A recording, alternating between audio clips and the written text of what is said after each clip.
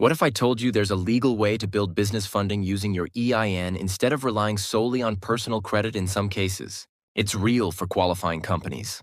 I'll show you what usually works, what's exceptional, and what lenders typically require. No fluff, no impossible guarantees. Let's go. Step 1, get your EIN. Apply on the IRS website. It's free, and if you apply online, you'll usually get it immediately. Don't pay middlemen. Use the IRS Gov site. Step 2. Stand up a real business profile. Form an appropriate legal entity, LLC or corporation if you want legal separation.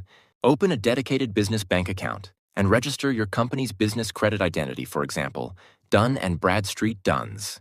Entity formation is necessary but not sufficient. You must observe corporate formalities and proper bookkeeping to preserve separation. Step 3. Build payment history that actually matters. Start with vendor trade accounts that report to business credit bureaus. Confirm they report before opening accounts. Pay invoices on time or early. That's what raises paydex and other business scores. This takes time and discipline. It's not instant. Step 4. Apply for EIN-based credit, but be realistic. Some corporate cards and lenders will underwrite based on business financials and EIN alone, no personal guarantee. But those products are typically for established, well-capitalized companies and often require strong balances, revenue, or investor backing. Many new and small businesses will still be asked for a personal guarantee, SS-NITN, or owner credit check. Always read issuer terms before you apply. Step 5. Scale safely.